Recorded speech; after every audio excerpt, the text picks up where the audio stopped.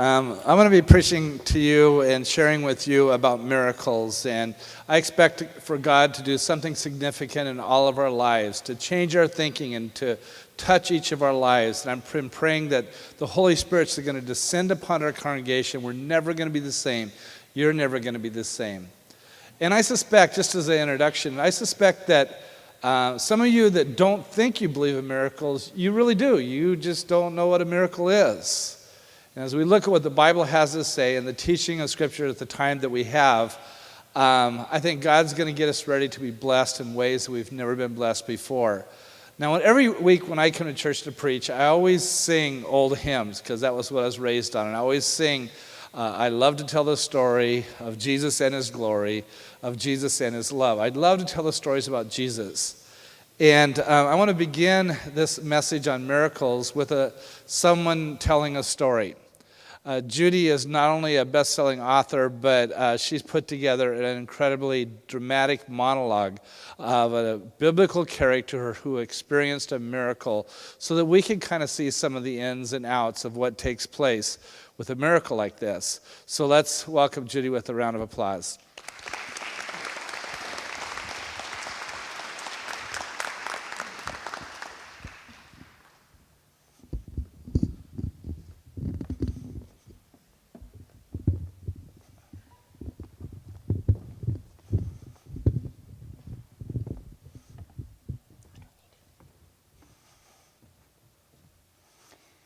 I have a confession to make.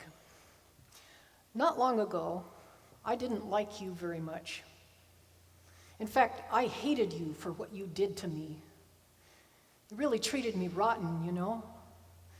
In the marketplace, you'd shun me. Some of you even laughed at me. You'd grab your children to protect them from me, to protect them from me.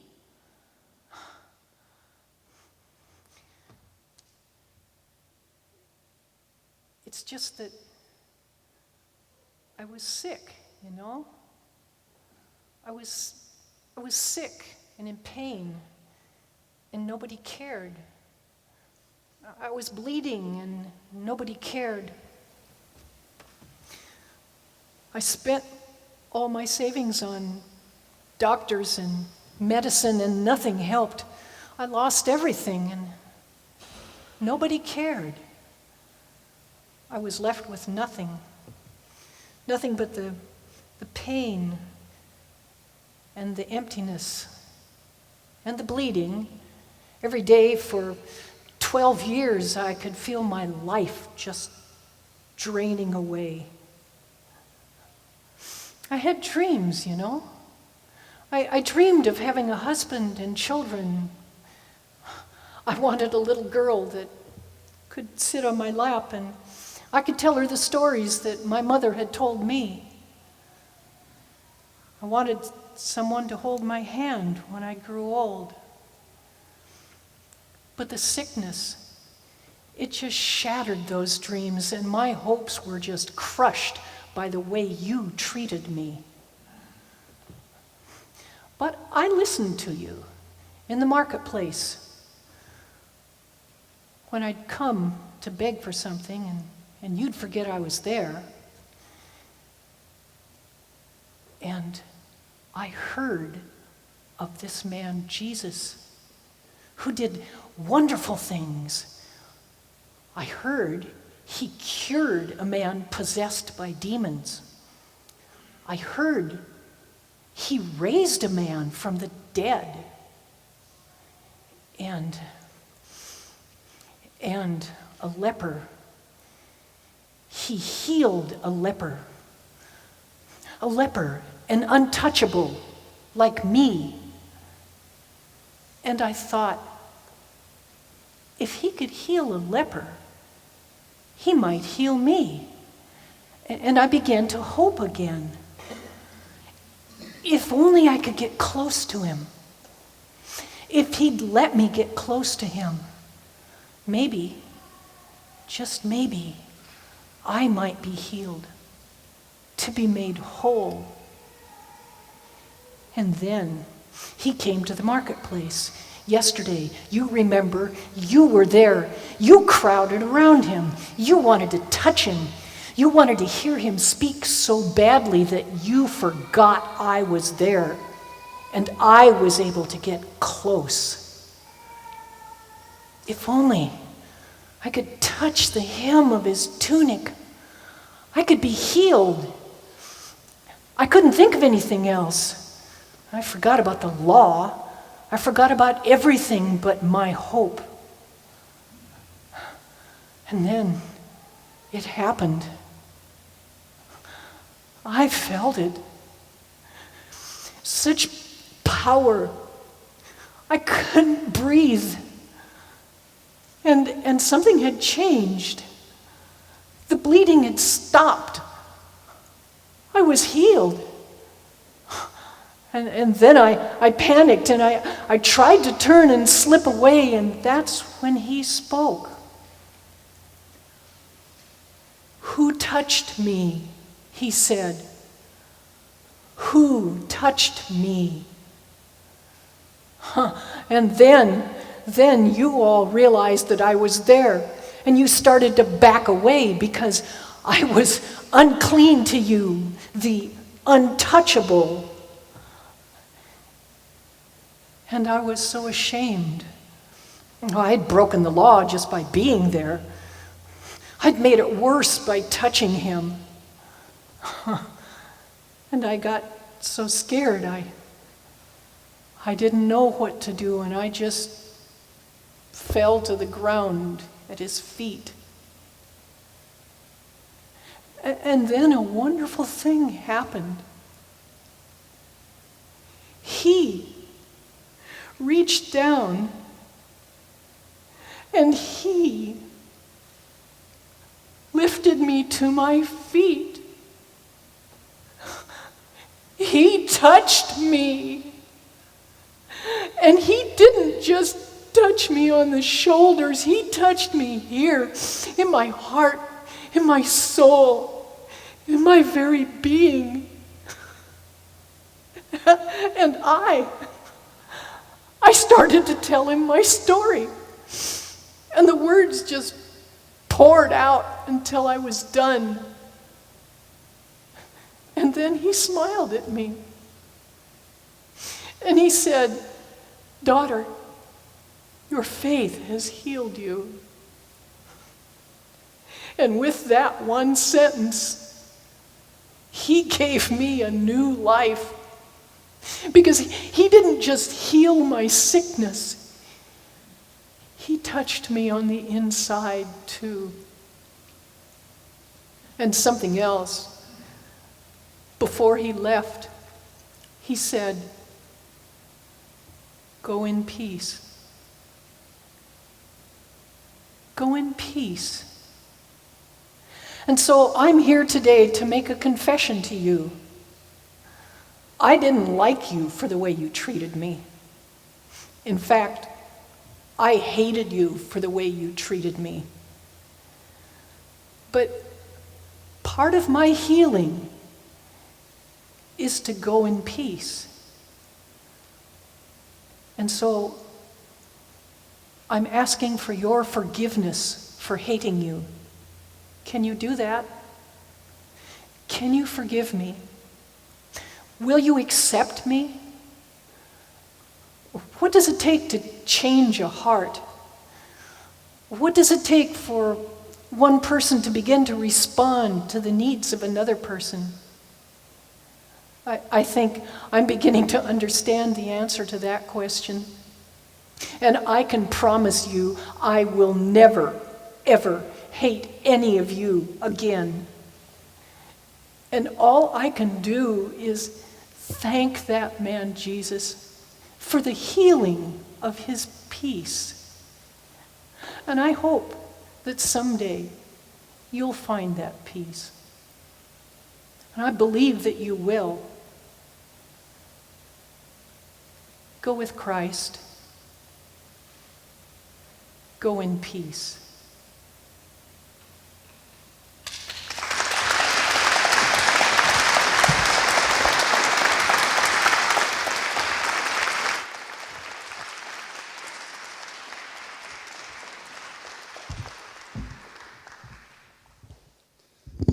Well, that's just one story in the scriptures of a miracle taking place. And if you're a thinking person, if you're a new person, maybe you consider yourself an agnostic or just struggle with the concept of the supernatural, something that changes the natural, I want to speak to you. And I'd like to explain this all to you in the next 15 minutes. So maybe we'll begin a conversation that we continue on. It's been a long journey for me in being a pastor for 39 years. My undergraduate major was in research psychology, so we thought we were a science. Of course, the pure science world didn't think that we were, but I didn't work with people. I worked with rats and used operant conditioning and the Skinner box and wrote up scientific studies. And when I was ordained in 1979, I had to tell my dad that I didn't know if I believed in miracles the way everyone else believed in them. And since I was trained in the scientific method, I know the Bible teaches about heaven. I know it teaches about hell. I don't know about heaven and hell. I've never been there. I have no experience with that. And that would have been at the end of me for ministry if it wasn't for my dad who said, preach what you know. Well, what I knew was when I became a follower of Jesus Christ, it had transformed and was transforming my life. But that was the beginning of a journey that I would like to share a little bit with you on what it means to experience a miracle, and are you ready to experience a miracle in your life? We're using as our context John chapter 5 because we're on a series of messages that kind of are designed to blow your mind. These are questions that God wants to know. Now, you might think that God just wants to get it in front of a chalkboard and give us a lecture and design it all out and explain everything to us and preach at us. But God intends for us to be in a relationship, a healthy relationship with Him. So we learned last week as we studied Genesis. And the first question that God asked humanity is recorded in the book of Genesis, this ancient book, penned as early as writing took place. But civilization existed thousands of years before that. It tells this simple story of the creation of the universe and humanity, and then it tells a story about Adam and Eve choosing to disobey, having a lack of trust, and then they hide from God. They lose their innocence. And God asks a question. He doesn't say, I see you, I know where you're at, Adam and Eve. He says, Adam, where are you? And that's because God wants to have, one of the purposes of life is that we have an eternal relationship with God. And it's in this life. One of Jesus' purposes, he said, was that I came that you might have life in John 10:10 and might have it more abundantly. So the relationships that we have with our children and our friends that are now are designed to be eternal, but they're in the now. We're not just here waiting until someday we get to heaven and nothing in this life matters. No, God is love, and He's taught us how to love. So again, we see a conversation with Jesus Christ, and He's asking us a question instead of just telling us the answer. John chapter 5 in the New Living Translation goes like this. Afterward, Jesus returned to Jerusalem for one of the Jewish holy days. Inside the city, near the sheep gate, was the pool of Bethesda. Now we name hospitals after this pool. That's what I call this pool that we have behind us, because designed for healing, and it really does help people to recover in ways that they normally couldn't recover. It's a therapy pool, exercise pool. And there was this pool. I've been to this spot because I went to the University of Jerusalem in my going to 3 different graduate schools. One of them was the University of Jerusalem. I lived there. There was an archaeological dig that was going on at the pool of Bethesda. We know where the sheep gate is. If you've been to Jerusalem, the wall that goes around is the old Turkish wall. It's not the wall that was there in the time of Christ, but it pretty much follows the same pattern. So we know where this pool was. It was built by Herod the Great. It was a beautiful pool, and it had porticos, Roman-style porticos with columns and shade.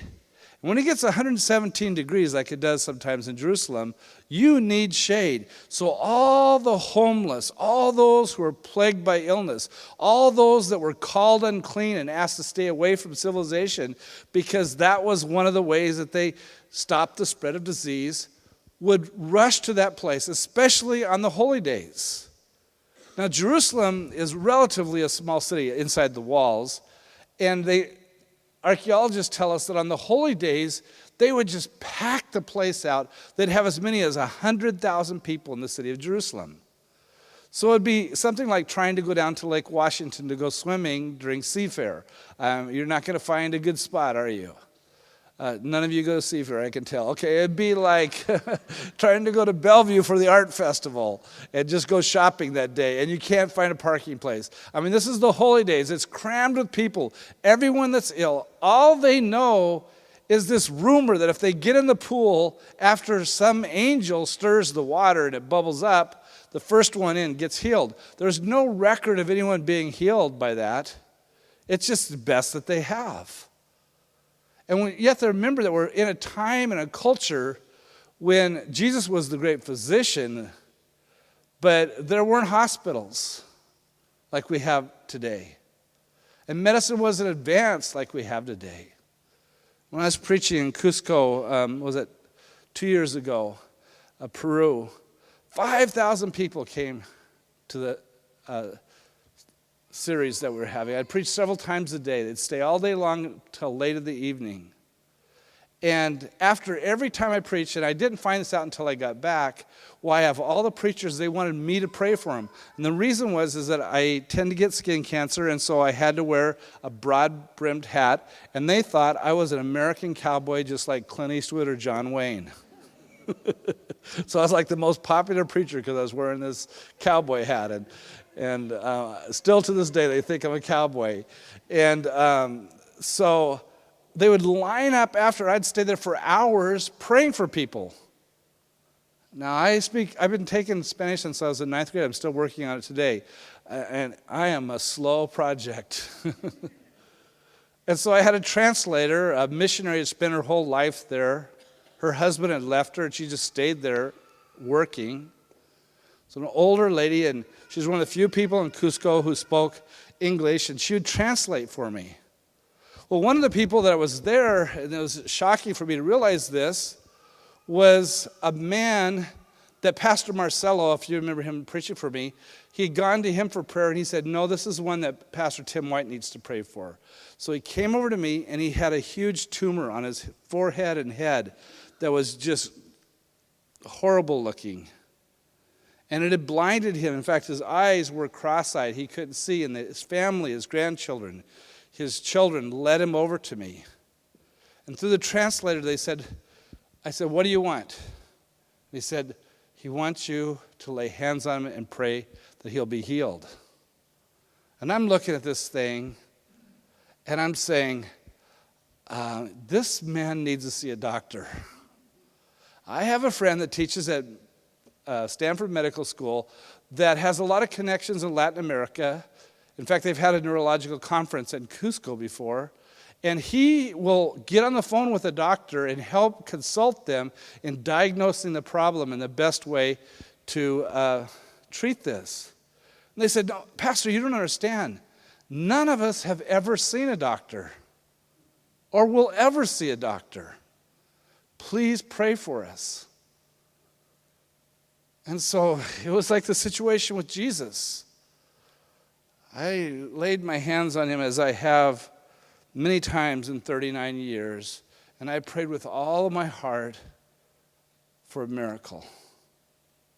Because I believe that miracles happen much more than we know.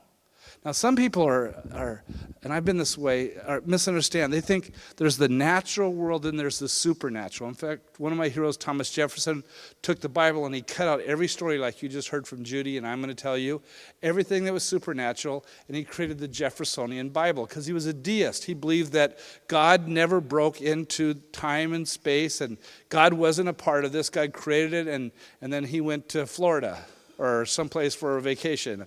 He didn't say where, but God was off someplace. He didn't hear our prayers. He didn't work miracles. But his supernatural really different than natural? If God created the natural, which is so amazing in the human body, when God works, is that supernatural or is that natural? I believe that there are miracles that take place all the time. We just don't recognize them. Every time you cut yourself and it scabs up and you stop bleeding, that's a miracle. How many times have you had the flu? The flu can be extremely dangerous, and you recover.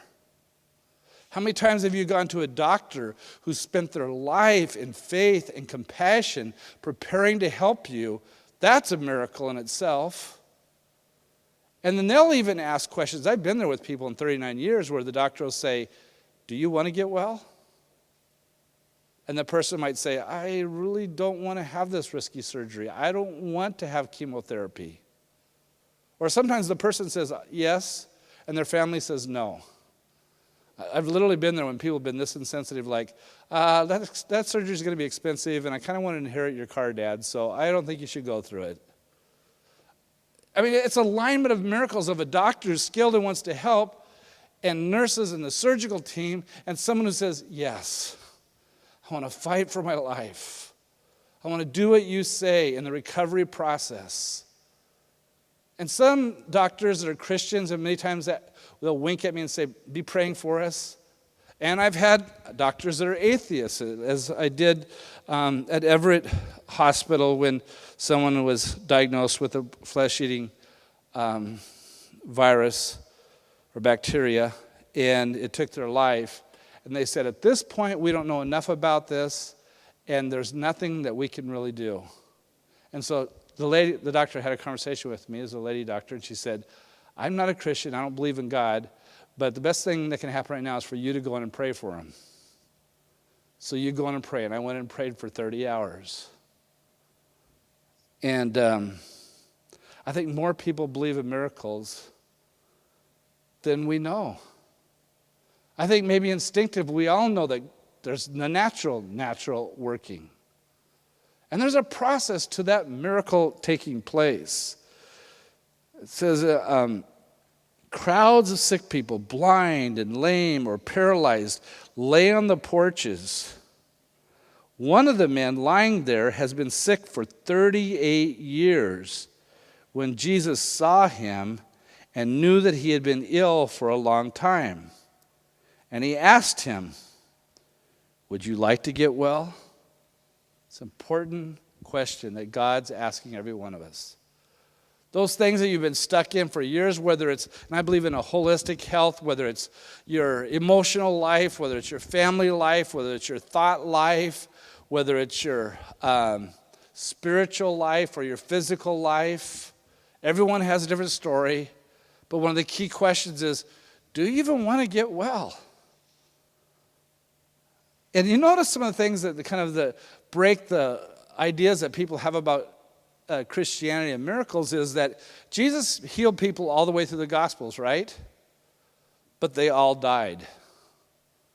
There's no one there's not like 400 people from the first century that are still living today because Jesus healed them. Are there? At least I've never heard of them.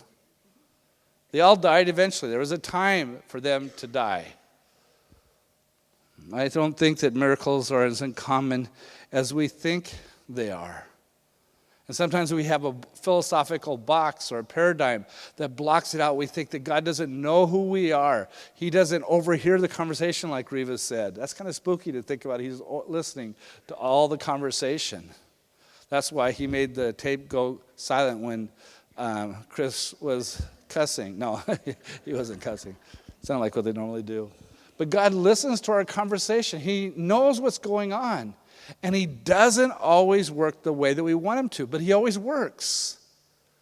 So if you look at your handout, there's a quoted passage from the back of 2 Corinthians. I teach a course in 1 and 2 Corinthians at the graduate level for a master's degree and for the undergraduate level. I'll be teaching in Idaho this year on my day off. And someday I'm going to write a commentary on Corinthians correspondence is the name of the course. The Apostle Paul that has healed so many people, he says, I have an infirmity that I've gone to Jesus and I begged him to heal me, and he didn't do it. But what I found is this infirmity, and no one knows what the infirmity is. Some theologians think it's that he had really poor eyesight. He's almost blind because he signed one of his letters in very big letters. Other theologians think that his infirmity was his wife, and there's no evidence for that. It must be theologians that are having marriage problems that think that. But Jesus never healed whatever his pain that was with him all this time. And he says, it's to keep me humble. Because when I am weak, then I am strong. And sometimes God works through the problems that we have, and we don't understand. But God always works. This building is called the Randy and Rod Halverson Recreation Center. And Randy and Rod Halverson, they're not here today, so I can tell you a little bit of the drama of their lives. They're the oldest living people with Duchenne's muscular dystrophy. They've had it since they were 5 years old. When they went to junior high, they were in wheelchairs. They loved sports. They coached sports. They coached our church teams for a number of years. It was funny to watch them because they struggled to talk, but they'd race their wheelchairs out on the court when the ref would make a bad call, and they'd start spinning around until the referee would get intimidated and come over and talk to him, and then they could argue with the referee and say, that was a terrible call. And they're just loved throughout this whole area. I don't know how many times I've prayed for them to be healed. Wouldn't it be great if they could just jump out of their chair and just come up on the stage dancing? We have people in wheelchairs in almost every one of our services. But just like the Apostle Paul, their weakness has shown God's strength. And I think they've been healed many times. If you know the number of heart surgeries they've gone through, problems that they had and they've bounced back, the fact that they're still living and glowing because they are a party. They're fun. They have a great sense of humor. They're great sports fans. If there's anyone else in a wheelchair, they'll go out of their way to minister to them and to make friendships. They're great philanthropists for other people that need accessories for their wheelchairs and cars to get around and everything. They've done so much for our community, and it just shines Jesus Christ. Now, is that a miracle? Yes. If you know them, it's absolutely a miracle. God always works. He just doesn't always work the way that we want him to, right? Because back in Genesis, we wanted to be in control. When I would announce that in the service, that the punishment for disobeying God was that women would try to control their husbands, some of the men in this service got charismatic and they started waving their hands like, yes, those women do try to control us. And I said, and the men are going to try to rule over their wives, and some of the women were like, yes. I know what you're talking about. That was the best. I just want to say that in every service because I had such a great response to those lines. But when you don't have a relationship, what do you want? You want control. You want one-way conversation. The very best medicine comes when you ask questions, when you ask deep questions. And one of them is, do you want to get well? So God is asking every one of us, in some area of your life, that he would work a miracle. Do you want to get well? Now, this is TLC Sunday. If you join a TLC group, a tiny little church, there are going to be people that are trained in not preaching at you, but just being lifelong friends. They're going to love you and pray for you as you discover your kairos moment, when you discover and God speaks to you about your weaknesses that may have been holding you back for 38 years. And they're going to come alongside and help in any way, not in any imposing way. But no miracle takes place alone. We don't just all of a sudden say, miracle! Now, God has to be involved in it, right? In a relationship. Every time I've ever seen anything like that, other people are involved in it. It's God's way of showing us we were not intended to be alone.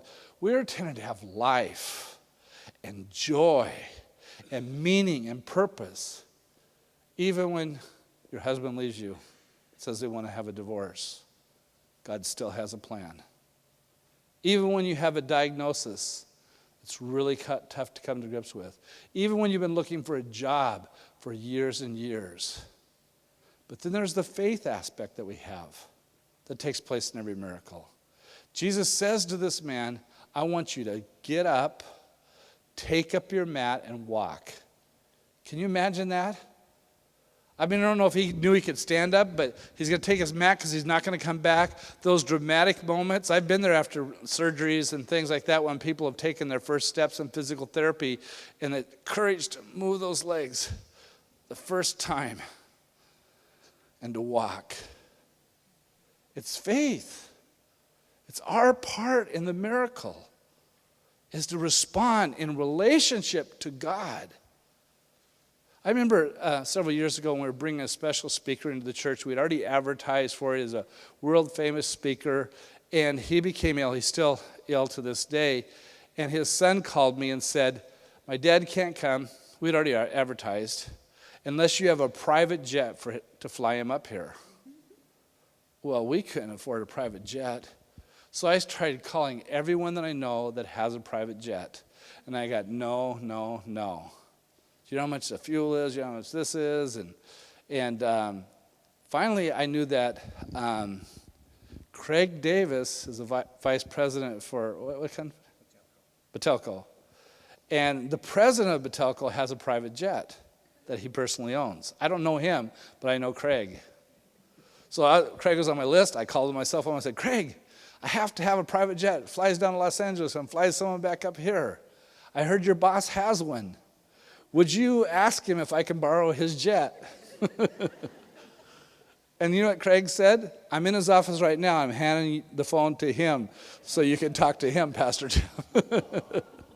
And I just explained what we're doing, and I'm a pastor in a church, and I said, can we borrow your jet and your pilot to go down and pick this person up? And he said, yes. Every miracle that takes place requires a step of faith, doesn't it? Requires the risk that someone, I'm just so admiring of all the young people in our church that are going to be doctors and counselors, the faith that it takes to go to medical school, to go to graduate school, to prepare to be a healer, someone that helps people with problems that they can't handle by themselves. That takes incredible faith to apply to those schools, to get the studying that they have to go through, the internships. It takes incredible faith. The dedication of the nursing staffs of hospitals are just amazing to me. It takes faith. It takes an act of faith, of sticking out your neck, and that's what that man does. He gets up and he starts to walk. And that's what I'm asking you to do.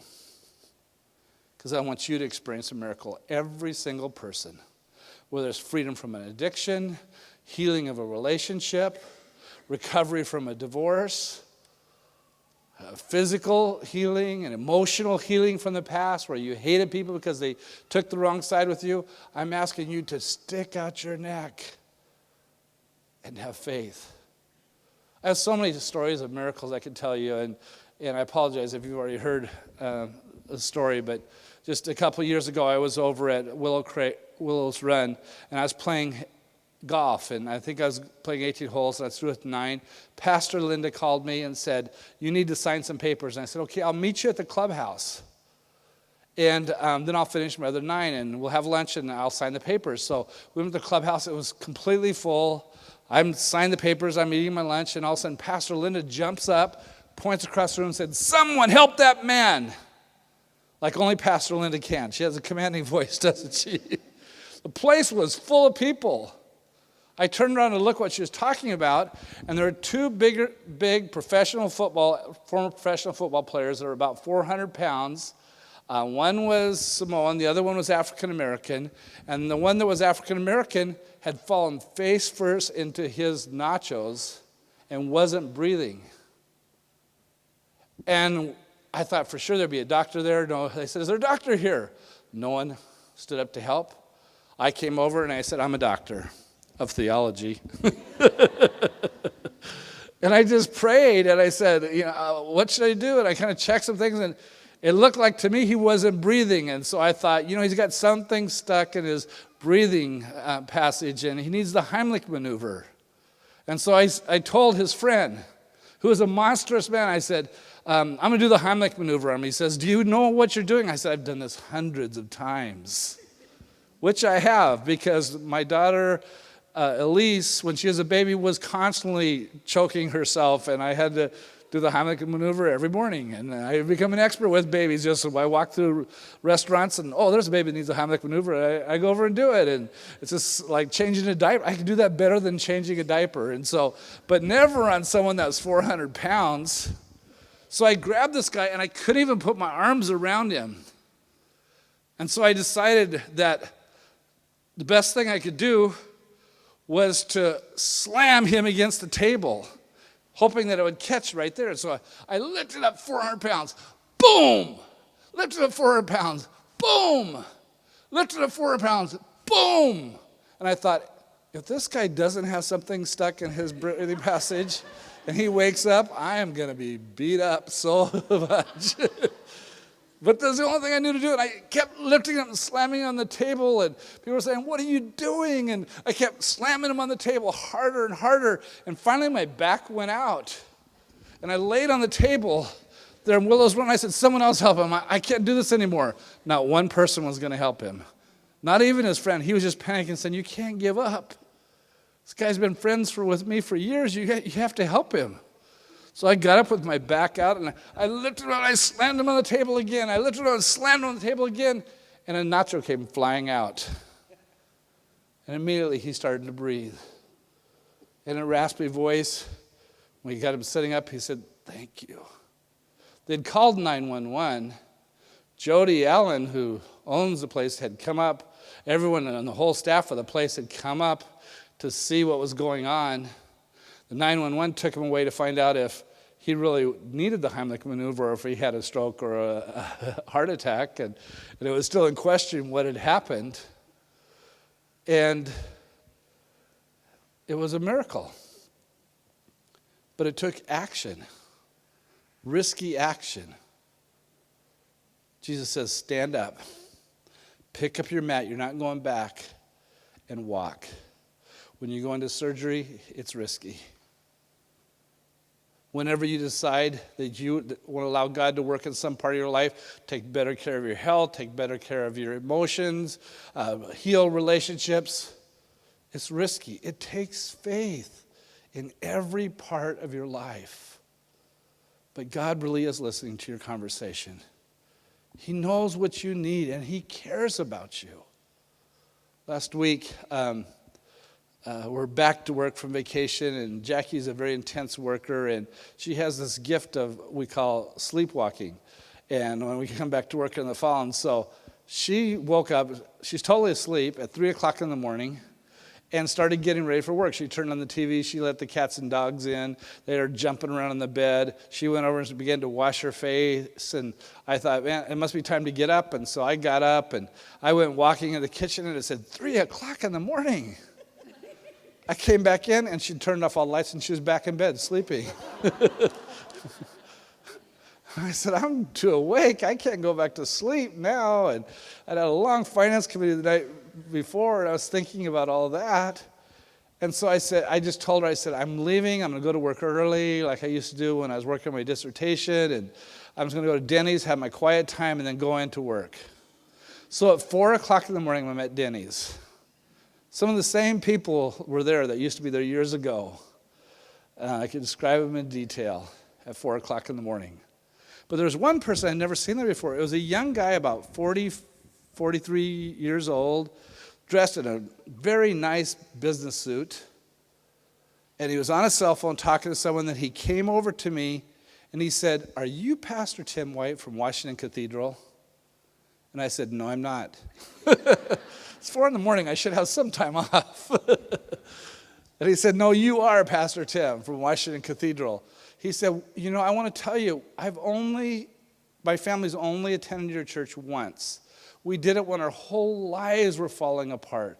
Our marriage was on the rocks. We had to move out of this area. But when we came, God spoke right to us, and your words were life to us. And my wife and kids know every point of that sermon. It's the top sermon we've ever heard. And he went through the whole sermon. Now, I didn't remember the sermon, But as he preached it back to me, I thought it's a good sermon. I got to use that one again. And he said, I just wanted to tell you, it's 4 o'clock in the morning, that Washington Cathedral has saved thousands of lives in this community. You have no idea, through all the things that you do. And then he went over to sit down and have breakfast. Now, do you think that was an accident? That at 4 o'clock in the morning, I'm going to do that again tonight just to find out if there's more people there to encourage you. It was an accident. God knows what we're going through. And he wants to be a part of the miracles and the healings that take place in our lives in a rational, sensible, astonishing way. God still works miracles, and he wants to work one in your life. Stand with me for a closing benediction.